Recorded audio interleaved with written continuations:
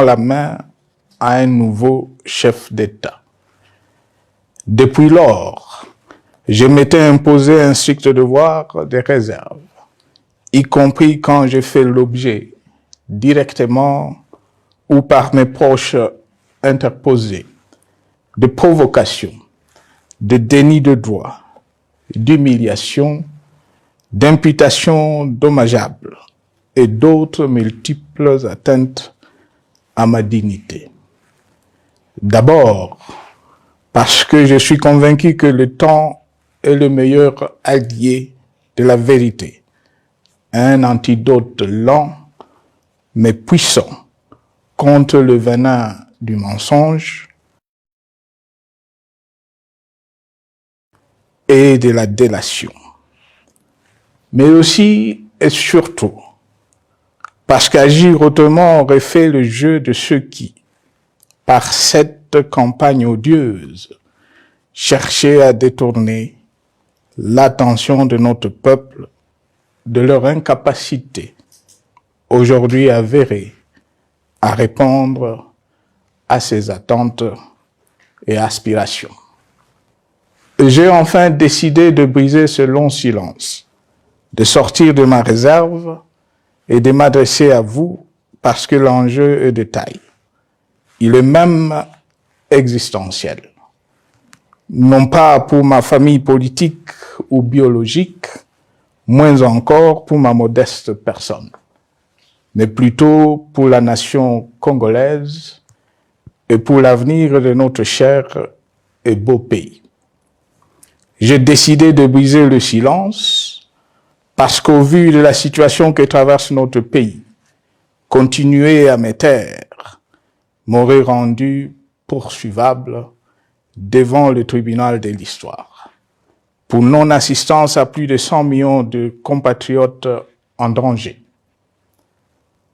Je saisis cette opportunité pour partager avec vous mes réflexions et participer ainsi à la recherche de la solution à la crise que traverse notre pays, la République démocratique du Congo, terre de nos ancêtres, car il est gravement malade et son pronostic vital engagé.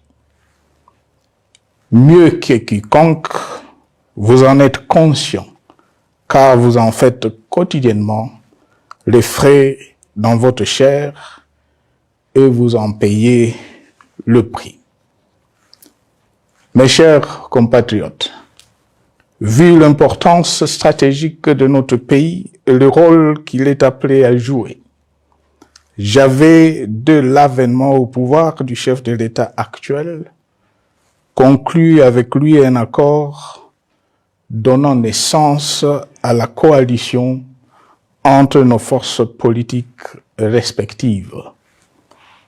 À propos de cet accord, beaucoup de contre-vérités ont été dites, y compris, fort malheureusement, par celui qui est censé connaître la vérité, parce qu'en étant l'un de deux principaux signataires. En attendant qu'au moment opportun, la vérité soit rétablie, preuve irréfutable à l'appui, permettez-moi pour l'instant d'affirmer qu'en ce qui me concerne, la conclusion de cet accord n'avait pour seule motivation que l'intérêt supérieur de la nation. Par cet accord de mutualisation de forces, j'entendais en effet permettre à mon successeur d'exercer dans la direction des affaires de l'État plus de pouvoir effectif que ce que la faible représentation de sa famille politique au sein de la nouvelle Assemblée nationale était en droit de lui conférer. Je voulais par ailleurs faciliter le fonctionnement harmonieux des institutions et éviter à la nation, comme à notre jeune démocratie, d'éventuelles crises politiques qui leur auraient été fatales. Cette première alternance pacifique et civilisé à la tête du pays avait suscité d'autant plus d'espoir qu'en janvier 2019, notre pays se trouvait en bien meilleur état qu'au moment de ma propre accession à la magistrature suprême en janvier 2001. Alors que j'avais trouvé un pays au bord de l'implosion, miné par une longue dictature et des guerres, sans institutions républicaines, économiquement en faillite et socialement déchiré. Bref, un pays dont l'incertitude de lendemain menaçait la stabilité de toute la région. Le 24 janvier 2019, j'avais en effet légué un bien meilleur héritage à mon successeur, à savoir un pays réunifié, largement pacifié et dont les limites territoriales correspondaient exactement à celles qu'elles étaient au 30 juin 1960. Une nation reconstituée, réconciliée et fière de sa diversité. Un État doté d'une constitution progressiste et des institutions fonctionnant harmonieusement. Une économie dynamique et résiliente et débarrassée du fardeau de la dette hérité de régimes antérieurs, du fait de multiples réformes structurelles engagées. Une armée nationale républicaine de plus en plus professionnelle et capable de relever le défi de la défense de l'intégrité du territoire national. Une démocratie en constante consolidation, avec notamment l'organisation sur fonds propres d'un troisième cycle électoral. Le cœur serré, je constate qu'à peine 6 ans après, ce bel héritage en indivision, légué à l'ensemble de notre peuple, a été complètement dilapidé par celui qui en avait reçu la garde. Que notre pays offre un spectacle de plus désolant et qu'il suscite d'autant plus de désespoir au sein de notre peuple et de pitié et de moquerie à travers le monde, que l'inconscience de ses dirigeants ne permet aucun espoir de redressement. Cette détérioration rapide de la situation générale du pays est principalement due à l'iverse du pouvoir sans limite. Le nouveau dirigeant s'illustre en effet par une série de remises en cause, reniements et violations intentionnelles de la Constitution, avec en toile de fond la volonté irrésistible de concentrer tout le pouvoir entre les mains d'un seul homme, au mépris du pacte qui cimentait la cohésion de notre peuple. Le premier acte de remise en question de ce pacte républicain, véritable socle de stabilité et de cohésion nationale, a consisté à violer délibérément la Constitution et les lois pertinentes. Lors du premier remaniement de la Cour constitutionnelle par le président de la République. La violation de ce texte juridique, fondement de tout état de droit, pour de simples raisons de confort politique, est devenue depuis lors une marque distinctive de la gouvernance de notre pays. Dans le même esprit, en décembre 2020, il fut organisé un coup d'État institutionnel à la suite du renversement en pleine mandature d'une majorité parlementaire, pourtant dévolue par le peuple souverain, ainsi que le gouvernement qui en était issu. S'en sont ainsi suivis la nomination illégale de membres de la Commission électorale nationale indépendante, ainsi que le simulacre des élections de décembre 2023, organisées en violation du cadre juridique et de normes internationales pertinentes, qui, par une ampleur sans précédent de la fraude, ont amplifié l'illégitimité des institutions et de leurs animateurs. Le coup de grâce a été donné par l'annonce du projet de changement de la Constitution, un projet dont la réalisation liquiderait totalement le consensus national de Sun City. Les conséquences négatives de cette gouvernance non orthodoxe sont pour le moins stupéfiantes. Le pays est ainsi devenu un espace de non-droit.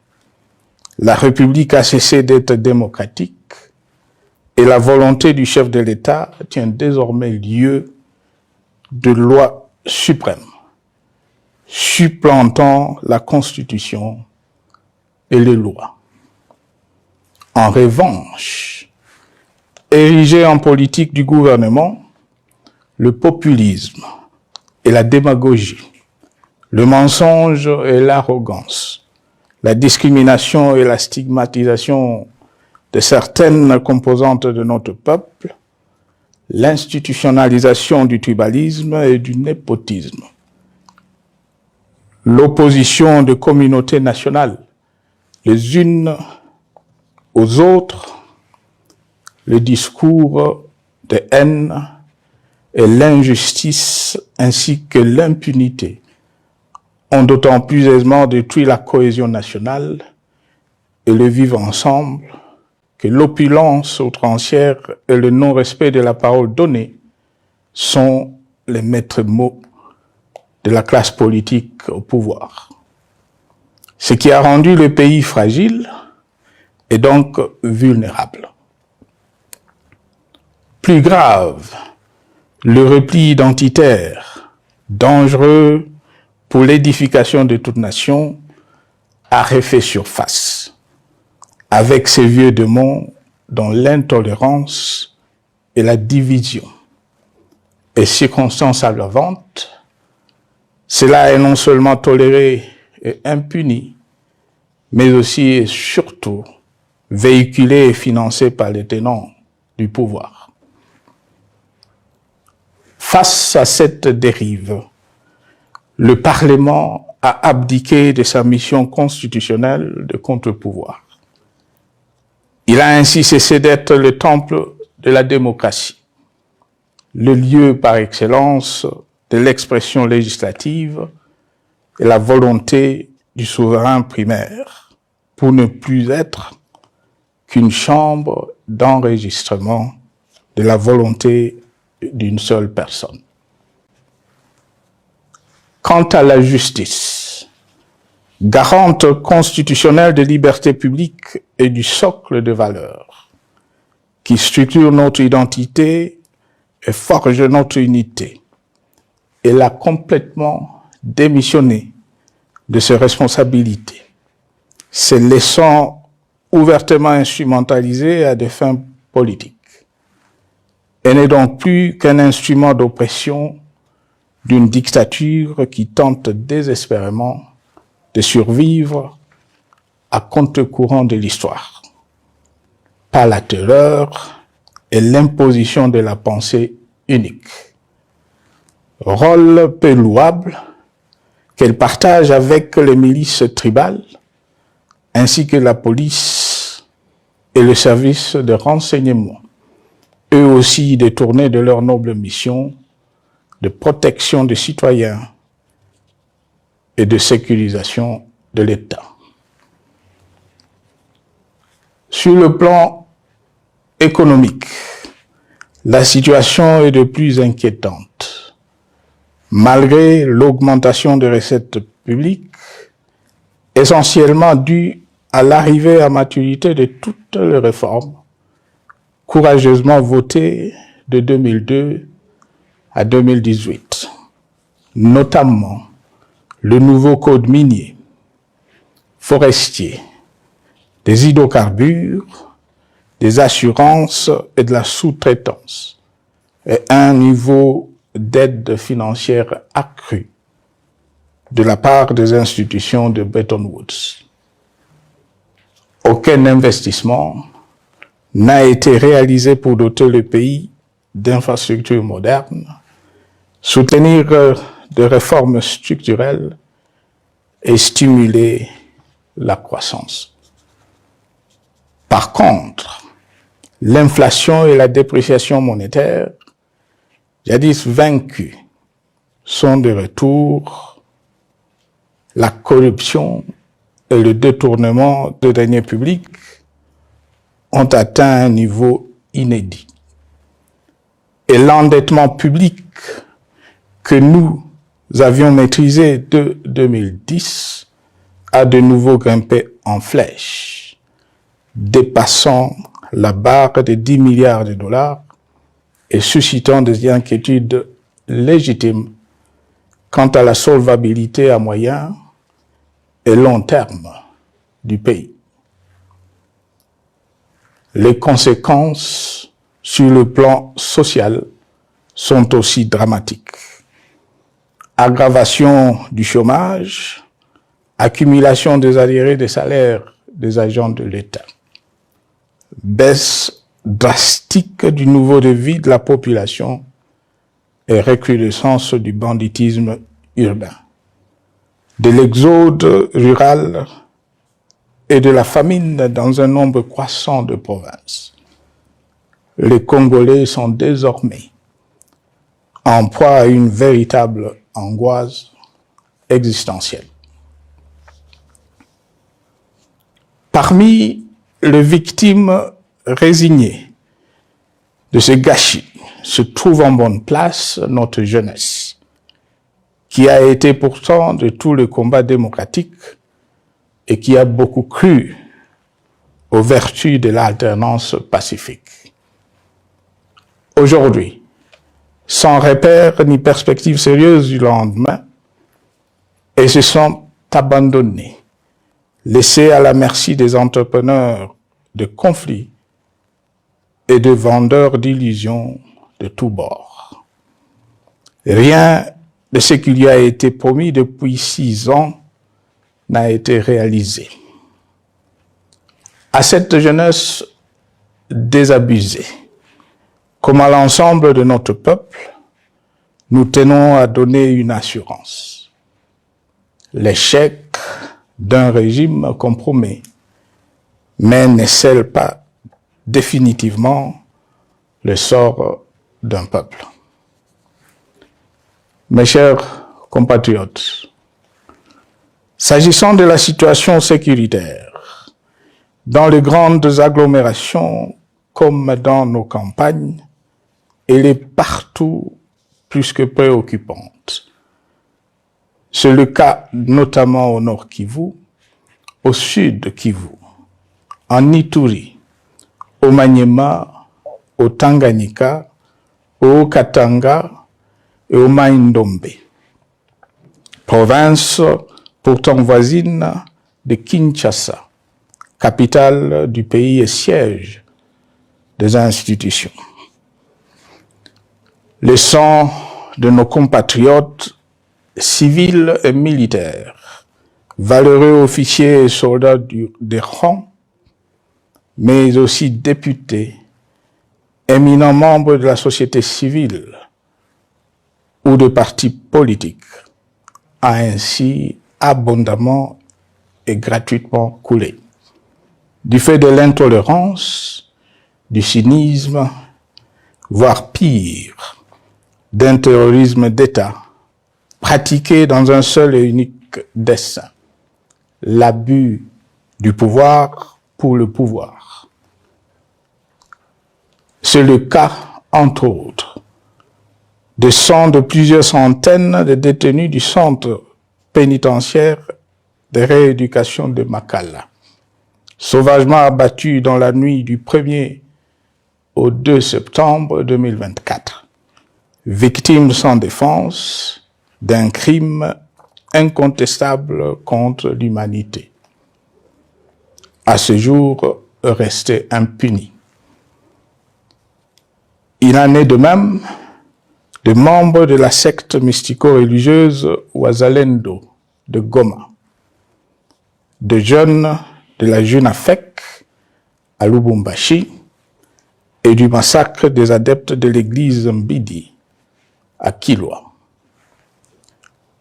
Cette déliquescence de la situation sécuritaire est due à la mauvaise gouvernance du pays qui, dans ces secteurs, est aujourd'hui caractérisé par une formation militaire bâclée, des recrutements et mises en place ethniquement motivés, ainsi que par l'emprisonnement sans jugement, aussi bien de plusieurs militaires et officiers de haut rang que des agents de l'ordre et de sécurité, majoritairement swahiliphones. Bien plus, à l'armée nationale, bouclier de la nation, instrument de préservation de l'indépendance nationale et de l'intégrité territoriale, il a été substitué de bandes de mercenaires, de groupes armés, de milices tribales et de forces armées étrangères, qui ont non seulement montré leurs limites, mais aussi enfoncé le pays dans un chaos indescriptible. L'État a ainsi perdu le monopole de la violence légitime en sous-traitant aux groupes armés, autrefois maîtrisés, le maintien de l'ordre public et de la tranquillité nationale. Et comme si cela ne suffisait pas, l'armée nationale est vilipendée, conspuée et tournée en dérision par les autorités qui n'assument jamais rien alors qu'elles sont censées veiller à sa consolidation et à sa respectabilité. Pour les avoir formés, commandés et conduits au front, je connais nos soldats, boucs émissaires aujourd'hui de toutes les contre-performances enregistrées sur les champs de bataille. Ils ne sont pourtant pas intrinsèquement moins bons, moins nationalistes et moins loyaux. Ce qui a changé entre-temps, c'est la qualité du commandement et de leur prise en charge. Au niveau régional, le gouvernement a levé l'option désastreuse de se détourner de deux principaux instruments internationaux qui étaient à la base de l'architecture régionale de paix et de sécurité, laquelle avait permis la stabilité régionale que le président actuel avait trouvée lors de son accession au pouvoir, à savoir le pacte sur la sécurité, la stabilité et le développement dans la région de Grand Lac et l'accord cadre pour la paix, la sécurité et la coopération pour la République démocratique du Congo et la région. Plus grave encore, en faisant de forces négatives, les FDLR, ainsi que des centaines de groupes armés congolais, des supplétifs des forces armées de la République démocratique du Congo, le gouvernement a ouvert la voie à la régionalisation du conflit, avec des conséquences inévitables sur la stabilité de la région. Mes chers compatriotes, alors que sur le plan institutionnel, politique, économique et sociale, les fondamentaux avaient été établis et que le pays avait été placé sur la rampe de lancement, prêt à décoller. Nous voici, hélas, en un temps record, soit 6 ans, de nouveau à la case départ.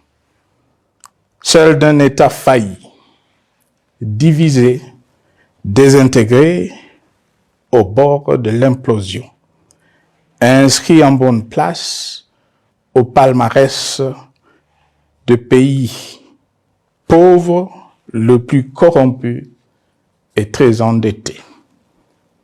En atteste tout le rapport tant du Conseil de sécurité des Nations Unies que ceux sur l'indice de développement humain et sur la pauvreté. La crise qui déchire notre pays est donc profonde et multidimensionnelle. Sa solution doit être nécessairement globale. Toute autre approche n'a donc aucune chance de conduire à une paix durable. Bien plus, le Congo est intemporel. Il n'appartient pas à tel ou tel régime politique. Ce dernier étant par définition rotatif et donc passager en démocratie. Il appartient plutôt au peuple congolais dans sa grande diversité.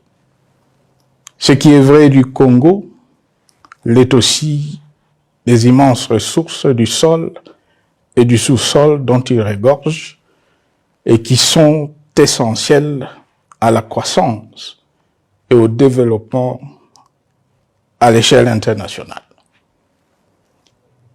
Que tous, au pays comme à travers le monde, en tiennent compte et qu'ils inscrivent leurs projets dans une perspective qui privilégie l'intérêt du Congo et des Congolais, plutôt que celui de ceux qui, à un moment ou à un autre, dirigent le pays.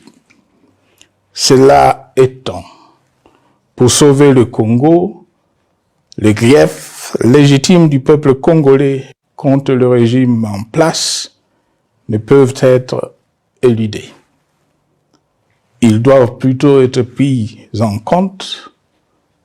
La dictature doit prendre fin et la démocratie, tout comme la bonne gouvernance économique et sociale, doivent être restaurées. Car, comme en témoigne l'histoire, il ne peut y avoir de solutions sécuritaires définitives sans solution politique sincère.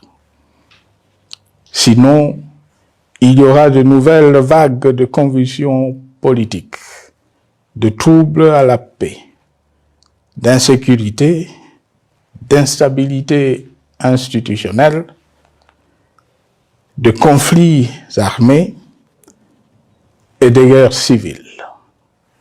Perspective qu'en toute responsabilité, nous, Congolais, ne pouvons plus nous permettre. Il est dès lors vital que les multiples initiatives de recherche de la paix, Luanda, Nairobi, EAC SADC, l'Union africaine, Doha et Washington, que nous accueillons favorablement, les considérant comme autant de signes de compassion et de solidarité à notre peuple, soient conscientes de cette exigence. Qu'elles accordent aux Congolais à la fois maîtres de leur destin et premières victimes de cette crise la place centrale qui leur revient de droit, aussi bien dans le diagnostic du mal dont souffre le pays que dans la prescription du traitement dont il a besoin pour en guérir définitivement. Il convient de noter à ce sujet que le gouvernement de Kinshasa s'est enfin résolu à se mettre autour d'une même table avec l'AFC bar M23 depuis plusieurs semaines à Doha. Même si, bizarrement, il continue à considérer comme un crime le fait que les autres Congolais se parlent entre eux. C'est le lieu pour moi de saluer la démarche des évêques de la CENCO et de l'ECC, qui a le mérite de n'exclure du débat aucun sujet, ni aucun de nos compatriotes. Sans être parfaite, cette initiative conjointe des églises mérite le soutien et, si nécessaire, des enrichissements de la part de notre peuple. Mes chers compatriotes, une fois n'étant pas coutume, il convient de dénoncer la falsification de l'histoire par ceux dont le jeu pervers dans l'opposition naguère, comme aujourd'hui au pouvoir, a consisté et consiste encore à calomnier, à diffamer, à diaboliser et à diviser pour gagner et régner, à se défausser sur les autres pour justifier leur contre-performance, quelles qu'en soient les conséquences sur la cohésion nationale ou en termes de vies humaines injustement brisées ou perdues. Une preuve, s'il en fallait encore, vient de nous en être donnée une fois de plus. Il y a quelques jours, en effet, suite à une simple rumeur de la rue ou des réseaux sociaux sur ma prétendue présence à Goma, où je veux me rendre dans le prochain jour, comme annoncé par ailleurs, le régime en place à Kinshasa a pris des décisions arbitraires, avec une légèreté déconcertante qui témoigne du recul spectaculaire de la démocratie. Mieux que quiconque, vous savez que pour moi, le Congo est la priorité absolue, que sa souveraineté et son intégrité territoriale ne sont pas négociables, que mon engagement pour la démocratie, la cohésion nationale, la paix et la stabilité n'est pas un slogan creux, et que le respect de la Constitution et des lois du pays, autant que celui de la parole donnée, sont sacrés. Militaire, j'ai juré de défendre la patrie jusqu'au sacrifice suprême. Hier au pouvoir, aujourd'hui en dehors du pouvoir, je demeure plus que jamais fidèle à ce serment.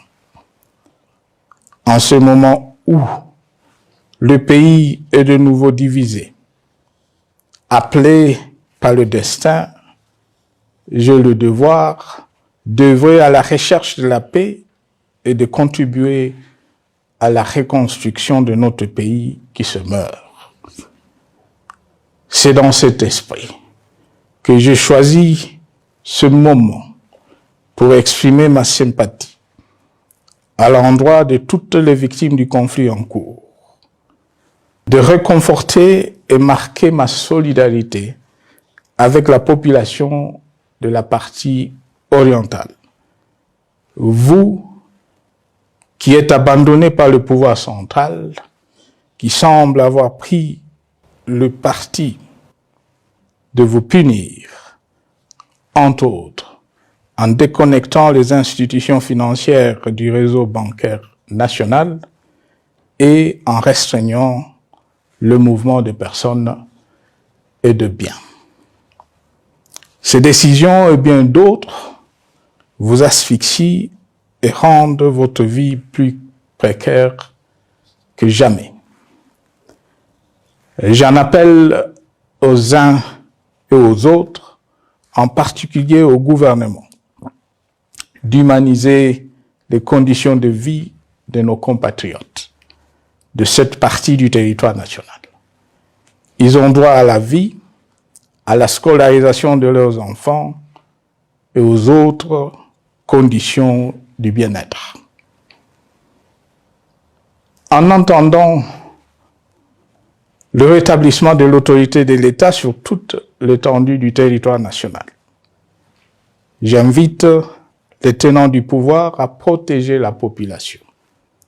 De même, l'armée, la justice, les autres structures en charge de l'ordre et de la sécurité doivent être véritablement au service de la population et répondre à ses aspirations.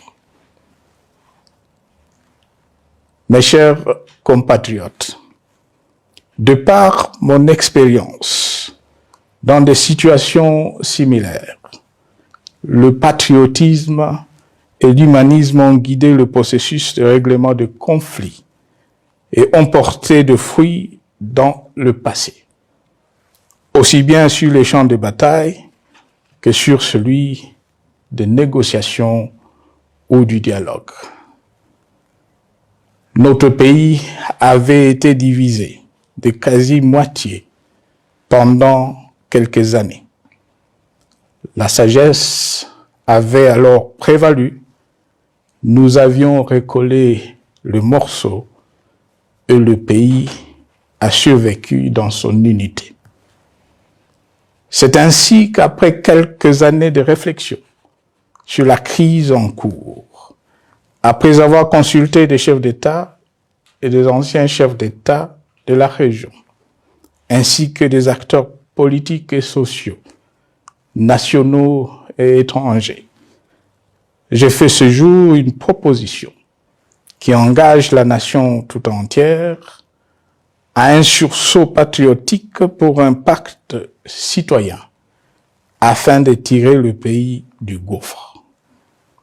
Le travail hardi qui s'impose à nous portera notamment sur les 12 points suivants. 1. Mettre fin à la dictature, mieux à la tyrannie. 2. Arrêter la guerre. 3. Rétablir l'autorité de l'État sur toute l'étendue du territoire national. 4. Restaurer la démocratie en revenant aux fondamentaux d'un véritable État de droit. 5. Rétablir les libertés fondamentales. 6. Réconcilier les Congolais et reconstruire la cohésion nationale. 7. Relancer le développement du pays par la mise en place d'une bonne gouvernance économique, une gestion administrative et financière orthodoxe et une répartition équitable des ressources nationales. 8. Relancer le dialogue sincère et permanent avec tous les pays voisins en vue de l'instauration de la paix et du développement durable dans la région. 9. Rétablir la crédibilité du pays auprès de partenaires au niveau tant régional, continental qu'international. 10. Neutraliser tous les groupes armés nationaux et étrangers et rapatrier ces derniers dans leur pays d'origine. 11. Mettre définitivement fin au recours et à l'utilisation de mercenaires, conformément à la Convention de l'Union africaine sur l'élimination du mercenariat en Afrique du 3 juillet 1977, et à la résolution des Nations Unies du 4 décembre 1989 portant sur la Convention internationale contre le recrutement, l'utilisation, le financement et l'instruction de mercenaires et rapatrier sans condition ceux qui sont déjà déployés sur le sol congolais. 12. Ordonner le retrait sans délai de toutes les troupes étrangères du territoire national. À ce sujet, je salue la décision sage des pays de la SADC de retirer les troupes de la SAMI DRC de notre pays.